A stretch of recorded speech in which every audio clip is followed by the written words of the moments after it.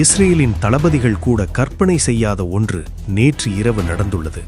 அந்த நாட்டின் புராணம் அப்படியே சரிந்து வீழ்ந்துவிட்டது. இரும்பு திரைகள், அயன் டோம்ஸ் தகர்ந்து சிதைந்தன. ஏவுகணைகள் ஒருபோதும் சென்றடைய முடியாது என்று கூறப்பட்ட இடங்களை கூட ஈரானிய ஏவுகணைகள் சென்றடைந்தன. இது வெறும் ஏவுகணை தாக்குதல் அல்ல, மாறாக ஒரு மூலோபாய மையத்தையே தாக்கிய நிலநடுக்கம்.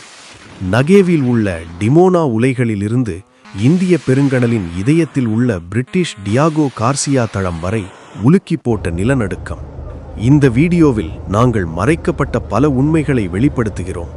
டெல் அவீவ் அராத்தின் முழு பகுதிகளையும் தரைமட்டமாக்கிய அரை டன் ஏவுகணைகள் மற்றும் பென் குரியன் விமான நிலையத்தையே மூடச் செய்த ஆராஷ்-2 தற்கொலை ட்ரோன்களைப் பற்றி பேசப்போகிறோம். டொனால்ட் ட்ரம்ப் ஏன் தனது நட்பு நாடுகளை காகித புலிகள் என்று விவரித்தார் என்பதை பகுப்பாய்வு செய்வோம். கடைசி நொடி வரை எங்களோடு இருங்கள். வீடியோவில் வரப்போவது உங்கள் கற்பனைக்கும் அப்பாற்பட்டது, ஆபத்தானது, மிகவும் திகிலூட்டும் காட்சியிலிருந்து தொடங்குவோம்.